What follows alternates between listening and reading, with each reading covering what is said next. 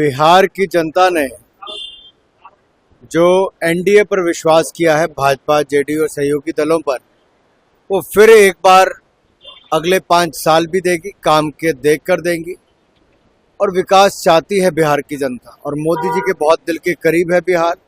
नीतीश जी के नेतृत्व में बिहार आगे बढ़ा है, और गठबंधन जो भारतीय जनता पार्टी, जेडीयू और अन्य दलों का है, सब मिलकर चुनाव लड़ेंगे और बिहार में एक बार फिर सरकार बनेगी। एक बयान किया है, उन्होंने कहा कि मोदी नीतीश की दोस्ती सिर्फ कुर्सी के लिए है, हमारे साथ भी आ जाते थे नीतीश कुमार। इनकी दोस्ती किस बात की थी, आप मुझे बताइए। जो महागठबंधन है, क्या उनकी नीतियां सेम है? क्या है? क्या विचारधारा एक है? नहीं है।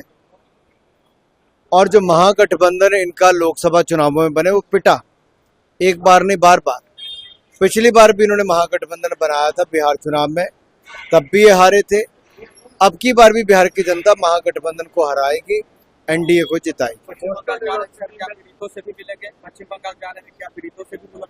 पश्चिम बंगाल में मेरा पार्टी का पॉलिटिकल कार्यक्रम है, वो तो करेंगे ही, लेकिन पश्चिम बंगाल की जो दुर्गति ममता बनर्जी जी ने कर दी है, वो एक दयनीय परिस्थिति है।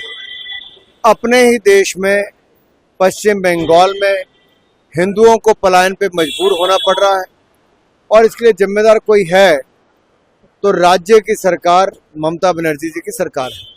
ईडी की दबिश को लेकर के भी कहा है कांग्रेस पार्टी ने, गांधी फैमिली नहीं चलेगा, कितना भी दबाव डाल दिया जाए।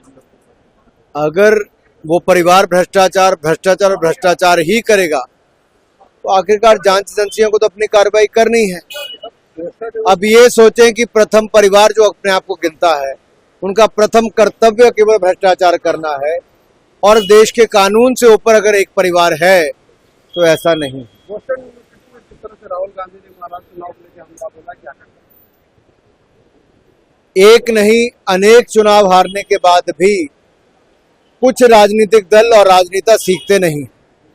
वो केवल ईवीएम, इलेक्शन कमीशन और लोकतांत्रिक प्रणाली, इस पर प्रश्न चिन्ह उठाते रहते हैं।